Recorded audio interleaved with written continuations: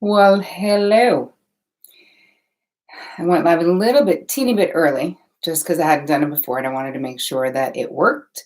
Hi, welcome to Terry Cole Live. We're going to be talking about your mama issues tonight. All right, that might be a little better. Then you can see the mic. Can you guys hear me? So right down the sidebar, tell me, because I have my mic plugged in, and I want to make sure that you can hear me. So the sidebar is right here. I can see the chat. If you put it in there, hi.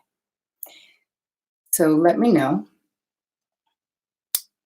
Right on. Why, thanks. Thanks, Brad. Thanks, everybody.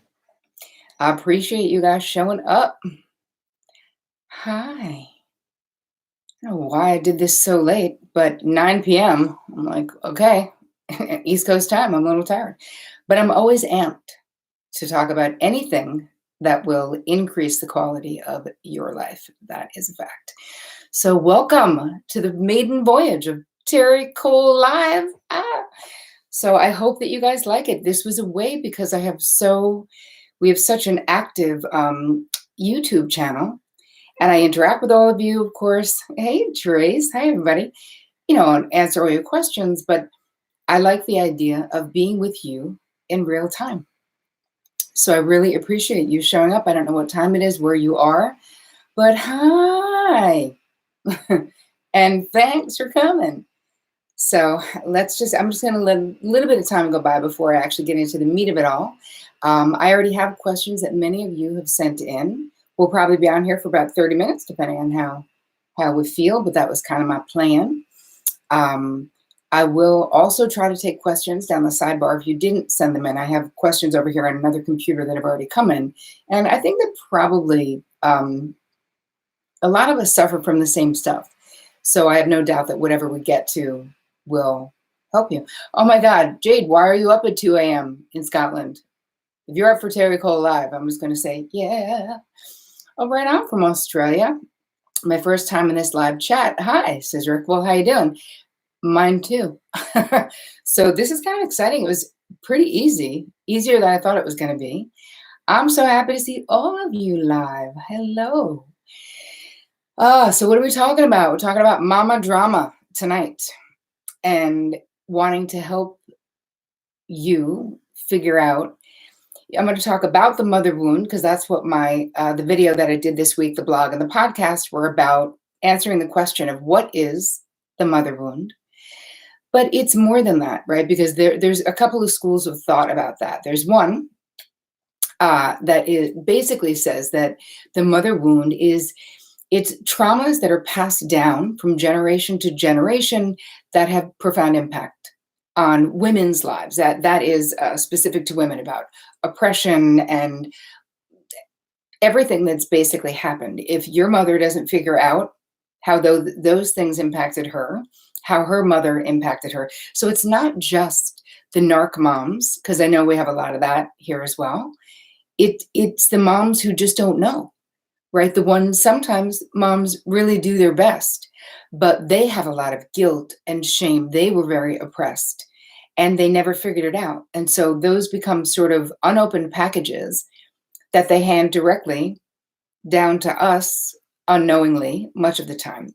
So you really have like the covert mother wounding, and then you have the overt ones with the moms who are mean and rejecting and painful and just really hard to deal with in life. But really, honestly, both affect us. And so hence why I've become so interested in this process. And part of it is because of my, major courses. So I have Real Love Revolution and Boundary Bootcamp, which are both for women. But this has come up, not just my 22 years of being a psychotherapist in the trenches, mainly with high-functioning women, but specifically in the courses where women want to talk about their issues with their moms, but there's so much shame. I mean, think about it. At least in the US, and there's many of you from all over the world. So I wonder and I see New Zealand is here. How you doing? I see Moni. I got your question. I'll be answering it. There's so much shame if you don't have a good relationship with your mother, or if you have something that is sort of negative to say about your mom, or when people talk about it, if you're like, yeah, not the best, people will say the dumbest shit, which we know because we've been there. People will say, you only have one mother. How could you do that? Honor your mother and father. All of this stuff that, again, we've been taught. This is our collective conscious and unconscious.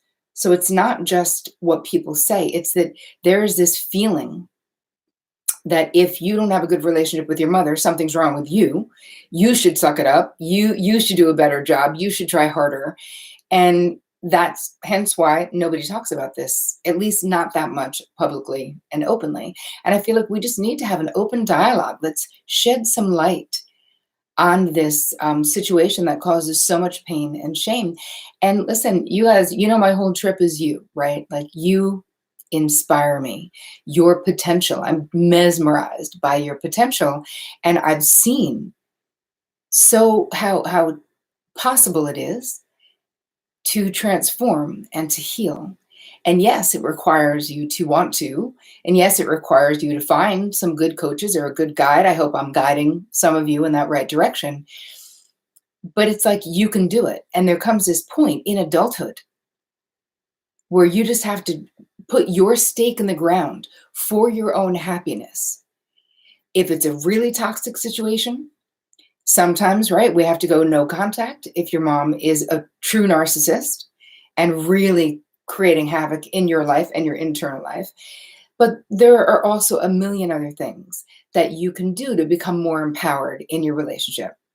So let's talk a little bit about the two kinds of mother wounds. So we have the collective one. The traumas are handed down because of female oppression and all of that. What would that look like if you suffered from a mother wound? You might have the compare and despair experience. Do any of you have that? Just say yes down the sidebar because I can see you. Oh, hi, little Eileen Martiri, Hope, Ruben. How you doing? If you compare and despair, truth. There we go. I see it. Yes. This is so common, but it does have something to do with, it can. There's a lot of other things that cause that as well. But if we're just talking about stuff that can be created by the mother wound, sabotaging yourself, right? When you start to feel happy or something is going well, do you find a way to kind of F it up yourself? Do you feel unworthy? Do you know what I'm talking about with self-sabotage? I know you do. Having bad boundaries, how I'm obsessed with boundary health and boundary intelligence. So having bad boundaries is another one. Self-blaming, being too quick to just take the blame, to just be like, okay, it's on me, because that can't always be true, but it also is a way of avoiding confrontation or avoiding rejection. Right? So if something goes wrong and you don't know how to have that hard conversation with someone, it's easier, or you've been habitually taught to just be, especially if you have a kind of an unhealthy mother, because unhealthy or narcissistic moms or toxic moms can be real blamers. There's always got to be a scapegoat, basically. So, and actually I'm going to be doing a video on the scapegoat and the golden child because one of you asked me to, and so I am. I'm filming that tomorrow, so that'll be up in the next couple of weeks. But that's the whole thing with narcissistic moms, where there's all of this, these roles in the family system that you kind of get put into that you don't want to be. But so self-blaming, low self-esteem, and this is kind of that deep-rooted shame where, when we think about the difference between guilt and shame, if guilt could talk, it would say, I think I might have done something wrong, right? If we know we kind of did something that wasn't cool or said something that wasn't nice, guilt says, I think I did something wrong. If shame could talk, shame would say, I think I am something wrong. So do you see the distinction?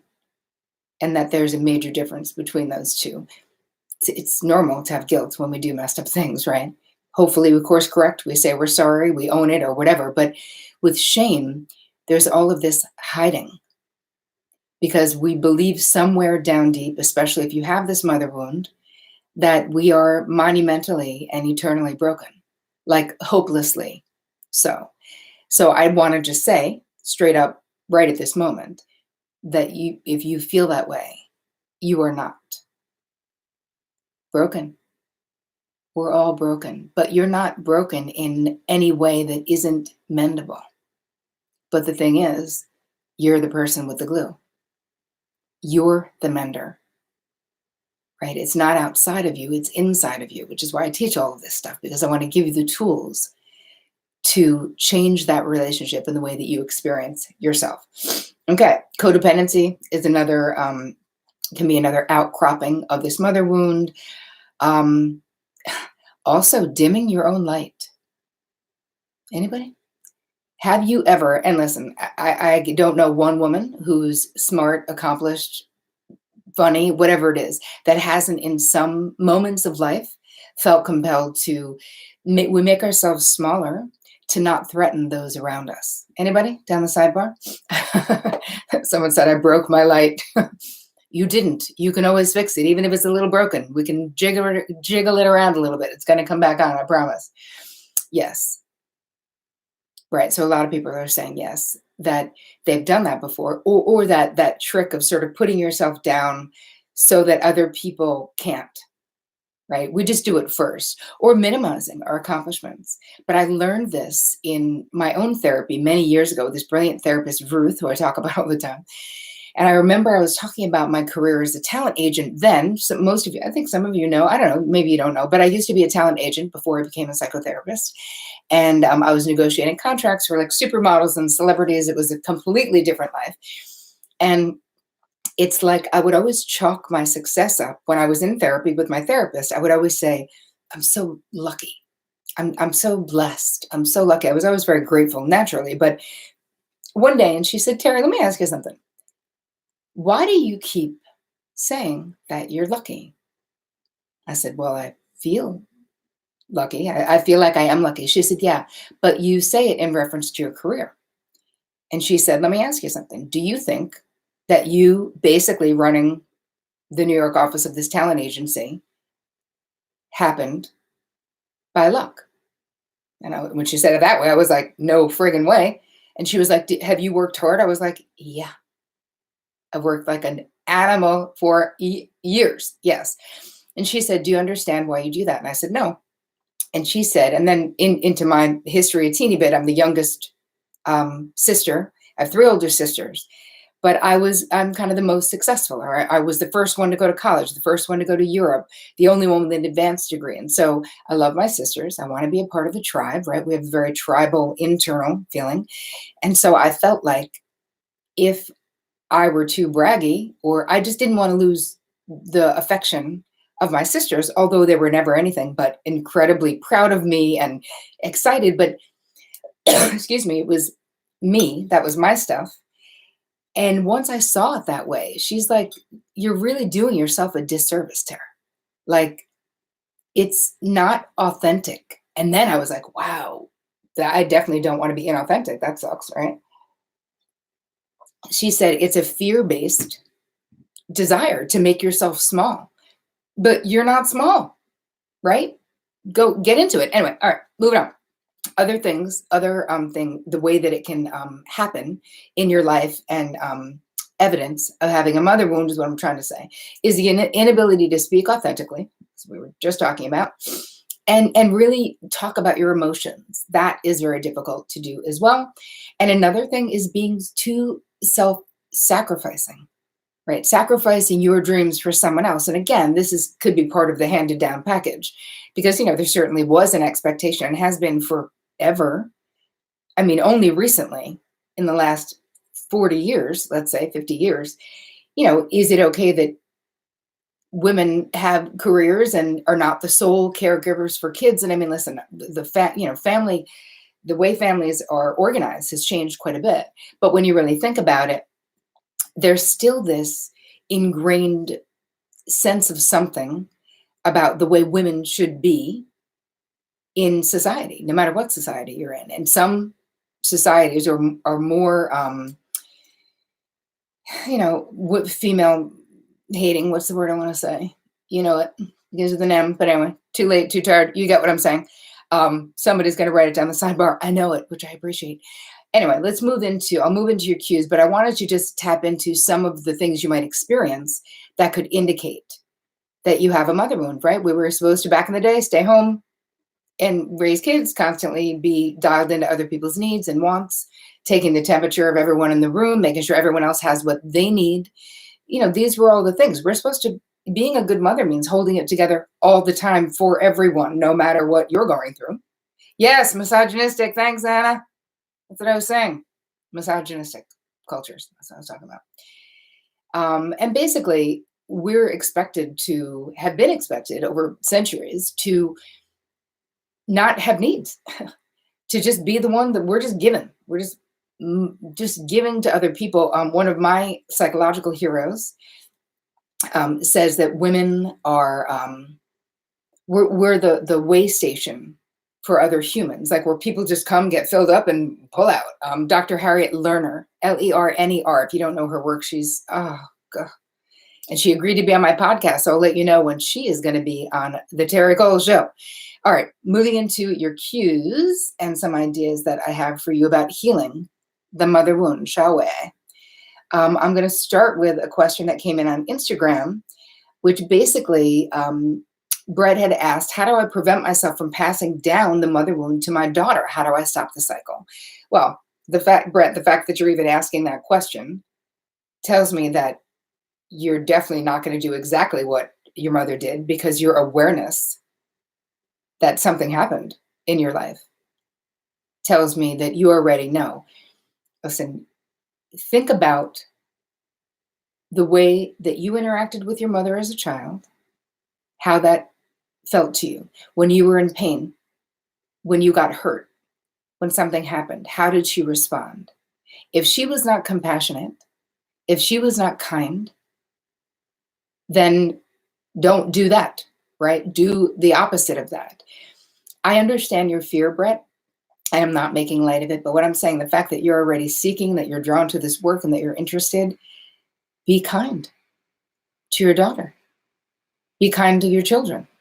And we can use positive discipline, and we can draw boundaries, and we can be the parents, right? Because that's another thing. You don't want to let your kids parent you, or it's not about the kid making the decisions, right? It's you. You are the parent all the time, but treat children with respect. Even little kids, even if they're acting out, there's a way to discipline that is not degrading, right? We always want to hold our kids and the people that we love in high esteem. And this is what a lot of us didn't get. If we had a very blaming parent, then we're always worried about being blamed. And this also kicks up a ton of defensiveness, whether you say it or not. There's so much fear around being blamed that we immediately want to be like, I didn't do it. Wasn't me. Which makes it really hard. If someone's trying to give us constructive criticism, it's very difficult, or tell us something that we did that hurt their feelings. And if we're so quick to get into the fight or flight, right, where your body responds and you immediately want to say it's not me, it really is it cuts off your ability to really build intimate relationships, which we don't want, So I don't know if I answered your question, Brett. I think I did. And really read about good mothering, right? What does it look like? Everyone has a different idea of what it is. But I can tell you for sure, being a therapist for 22 years, being a mother myself, having a mother myself, being kind, being forgiving, teaching kids right and wrong, but you need to be a safe space for them. And I don't mean be a doormat, but I mean be a safe space so that if your kid makes a mistake, that they're not so afraid of you that they don't come to you, that they're not so afraid of disappointing you, that they keep everything from you, because that happens as well. All right, moving on. So someone on YouTube asked, I'm a daughter of a severe narcissistic mother. Example, she told me that if she had had my sister and myself with this other very handsome man, that she didn't, right, other than my father, then we would have we would have had her great looks and his great looks, and then we would be beautiful, which of course the implication is she doesn't think they are, which is terrible. So she's been spending a lot of time healing with total disconnect from her mother. But here's the question.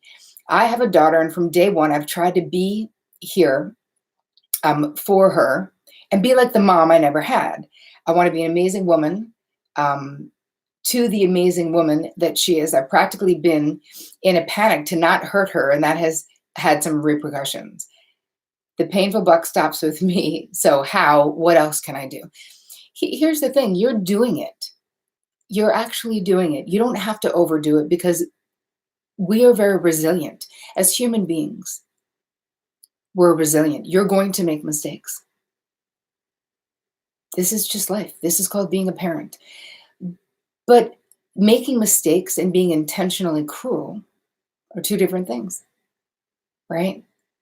So allow yourself to be human and know that if your heart is in the right place, really, if you own your mistakes. So if you mess up, apologize. Be sorry, right? And model that behavior of what it means to own, to be solid in ourselves. Own our mistakes. It's okay. We're human too. But it's the moms that are wringing their hands about not repeating this in so many ways that are the least likely ones to repeat it. The daughters who have really terrible mother wounds, who have kids of their own, are most likely not even aware that they have a mother wound, right? So they're not wringing their hands and writing in to me and say, how can I not do this, right? They're going on with their life and continuing to feel victimized. You know what I mean? So anyway, there's so many. I want to just sit here and read the side, but I can't because I'll never answer any other questions. So getting on to the other questions that came in from Daphne, which is on here. Is it wrong for me to cut my mother completely out of my life and my children's lives in order to protect them from the way my mother treated me? No, it's not wrong, Daphne. No. Actually, that's the motherly thing to do, sister. And it's so hard. And yet sometimes we just got to go no contact. No, and another thing, that's such a good question, Daphne. Thank you so much for asking it. Because another thing is, I want you all to understand that the VIP section of your life, the people who get access to you, who are in the front row, those have to be people that you have chosen.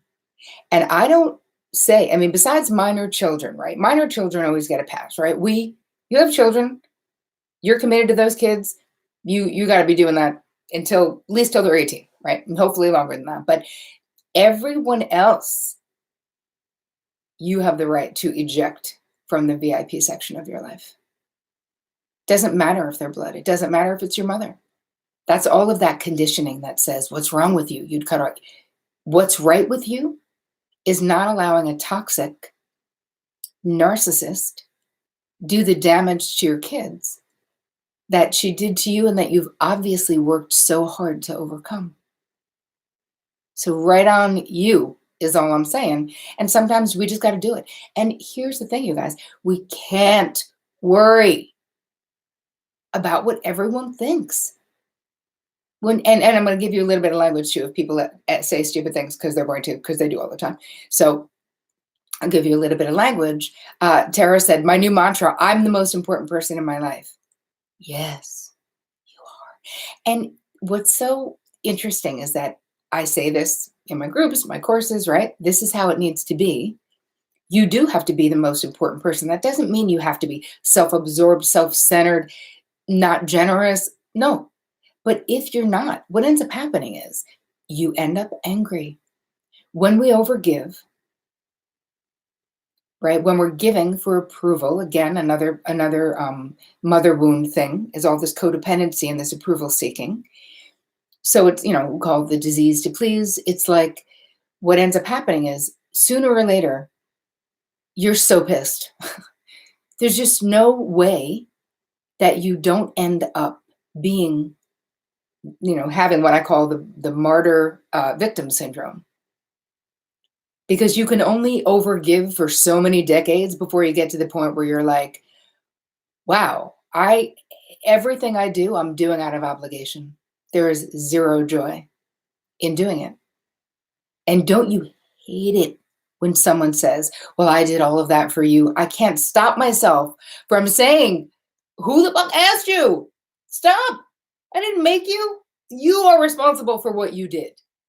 So you should have told me up front that you were going to try to blackmail me with it later. I would have said, don't do it. But you're responsible for how much you're giving and the way that you're giving. And if you're doing it because out of fear, it's not authentic. And fear is this tricky mother effer because it really does present as like logic, as kindness, as it can really present and like trick us into thinking that we're doing it for the right reasons, quote unquote. But I promise you that if you save nothing for yourself, if your bucket is empty, how the hell can we keep giving from an empty bucket? You can't. And it's so true. Yes, Summer just said life is amazing when you meet your own needs first and then give to everyone around you when it kind of overflows naturally. Perfectly said, Summer. Exactly. But we're not taught that. And so these are things, most of us are not, some are, and that would be great, right? That would be great. If somebody taught you, I hope they did. Most of us didn't learn that. And so it's this process of learning these new skills of self-care. I'm going to take another question that's over here, and I'm going to come back. So Moni had written in and was basically talking about living with her mother, who is a narc, and basically saying she's still doing the same shit and that she's never apologized for. And she says she ruminates about her past and what she did and didn't do and feels guilty about it while she's trying to sleep. And I basically looked at her and told her, well, that's great and all, but why don't you actually do something about it and try to make those relationships right before it's too late, right? Before you're gone. But she obviously is not doing that. So this is what you were brought up around. And she's basically saying that makes her so freaking mad. Trying to recover from all of this is proven to be practically impossible. But I'm excited about the Terri Cole show. Why, thanks, Money. It's resonating so much. I love you, Terri. Oh, thanks. I love you too. I wish you were my mom. Well, I'll be your virtual YouTube mom. No problem. Anyone who needs a loving other, that's me. But I understand the pain of what you're talking about and the frustration. The thing is, I feel like there comes a point we have to just accept that the only people we can change are ourselves, which I know you know that, Mona, because you were in my course, and I know that you know that. And yet it's so tempting to try to show them the error of their ways. And yet we simply cannot, because we've done that. You could do that for decades. It doesn't change shit. It doesn't do anything. What can change something is you. So if you're living with her, do your very best to get out. Make that your priority, to be on your own. And you'll have a million reasons why you can't. And I'm not saying they're not legit, but there's a reality that if she was abducted by aliens, you'd figure it out. And that's with every bad situation we stay in. Your mental health, your protection, that has to be the most, like the top of the list of what you do, because once we can heal this mother wound and really step into our power, life changes. Healing this part of your life, not being ashamed. You didn't do anything wrong. There's nothing wrong with you. Some mothers are just incapable because that's the way they're wired. That's what happened in their life. And so you can find other sort of like substitute moms, mentors. Get yourself attracted to, find women who are kind, who that vibe comes off them. Look at their work, read their books, be live with them on YouTube, perhaps, right? There's a way to heal this on your own. And there are so many good people out there and so many good moms out there and so many good examples. out there. And self-love, like, what are we really doing with healing the mother wound? What are we really doing? We're basically becoming the good and kind, considerate, compassionate mother we may not have had ourselves, and that's a process, but you can absolutely do it. So hold on. I'm looking down. If there's any other ones, grab them and put them in this thing. That would be great. All right. I'm glad that you guys can hear me. All right. I'm moving on to other things that you can do. So we've established what it is. I've answered some of the questions. There'll be more. Going back to the original stuff that's connected to attachment theory. I'm not going to get heavily into this because it's already 9:30 and I don't have time. But when you read about the mother wound and early attachment, a lot of times we read about that the mom is the first person that the child connects to, right? Connects to. They're the first, basically, blueprint of a relationship. And it doesn't have to be the mom. Maybe the primary caretaker is the dad. But either way, that person is so pivotal and important. So how consistent they were, how were they attuned to your needs as an infant, as a child? When you think about it, if you're pretty healthy, if you see a little kid, if you're looking into the face of a child and they smile, we smile. If we're looking in the face of a child when they're crying, naturally we go, "Oh, what's wrong, honey? What's the matter? Are you hurt? Are you your face?" We mirror because we feel that. That's empathy. That's compassion. That's sympathy. If you didn't have that, or if there was consistency or neglect, right, that the mother, wasn't around, or if there was addiction or chaos, abuse, there's a million different examples of what would create this inconsistent. So the kid didn't know, the baby didn't know if their needs were going to get met ever, immediately, or not at all. With most people, if you had pretty caring parents and if they were there and they weren't very limited themselves, it was pretty consistent. The care was pretty consistent. If you were hungry, somebody fed you. If your diaper was dirty, somebody changed you. You slept, you had clean, you had warmth, you weren't freezing to death. And that creates this better integration. So what ends up happening, if the first scenario was your scenario, which you may not know, right? Because we don't remember when we were infants, but you can tell by what happens in your life, is that we end up having this unstable sense of self, our own relationship to ourself. And this also gets reflected in having attachment issues. So there's two kinds of attachment: secure and insecure. In insecure, you can be anxious, you can be avoidant. There's different scenarios in there.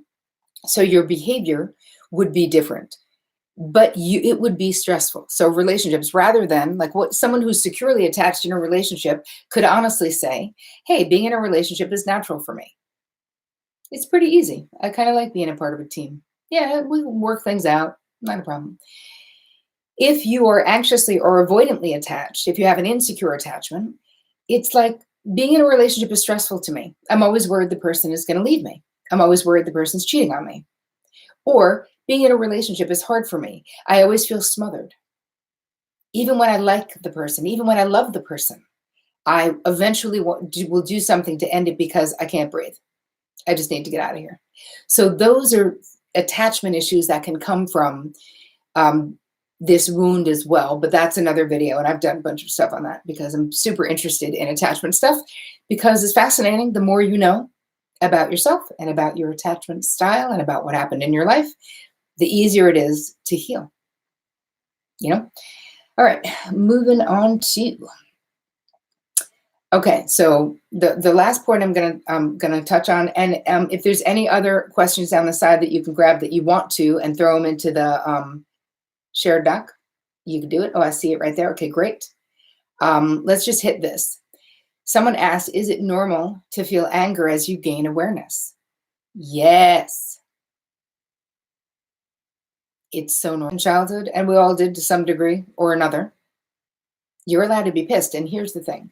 The child within you, right? This is a reference to John Bradshaw's work, a very Amazing work, started probably in like the 70s, I think, still working today. He has a book called Homecoming, and his work was really what put the child within work on the map. And I have to say, before I was a psychotherapist, I didn't believe in, I didn't, if you had said to me 30 years ago, the child within, I'd be like, what? No. Then I became a psychotherapist in my early 30s, and I was like, oh, this is real. Everyone has this child within, and we get injured at different points of our development, and we are taught then, if we were raised in a narcissistic home, if we were raised in all chaotic home, drug addicted home, whatever it is, we're taught to disavow our own feelings, to deny them, to shove them down. It's adaptive. We learn to read the other people because that's what's going to keep us safe. If I keep my mother happy, then there'll be peace. So we learn to just ignore our own needs. That includes our anger, because it would have been way too terrifying. How threatening is that as a 10-year-old? If you really understood what was happening and how ill-equipped your parents might have been, and it would be terrifying. You can't move out. So there's this adaptive way that our mind goes, well, it must be me. If I did better in school, if I was a better athlete, if I was prettier, if I were thinner, if I were just better, then my parent would not behave this way. So the anger that comes up when you start to become aware is, it's real, and it's not going to kill you. But the child within you is still very threatened by your anger. And I understand this. I've been very anger avoidant most of my life, although I've obviously worked it out in therapy, but it's such an important emotion. So how do you honor it? I would ask you to write about it, journal about it, and allow yourself to just feel it. No matter what it is, allow yourself to feel it. And if it feels overwhelming, step back from it. So you don't want to get yourself into a state of being too hyper aroused with the rage. But anger itself is healthy. We're allowed to get mad. And that's one of the things, as you're healing this mother wound, as you're getting over the mama drama, what you'll realize is that you become a whole person with all of these feelings, but you stop feeling so guilty about having them. If you make a mistake, you feel guilty momentarily, you can correct that mistake, course correct, fine. But you don't feel guilty all the time. You don't operate feeling filled with shame. That's how you know that there's a wound that needs your attention. So this was great. I gotta go. It's 9:36. But you guys, I love this. This is the first one.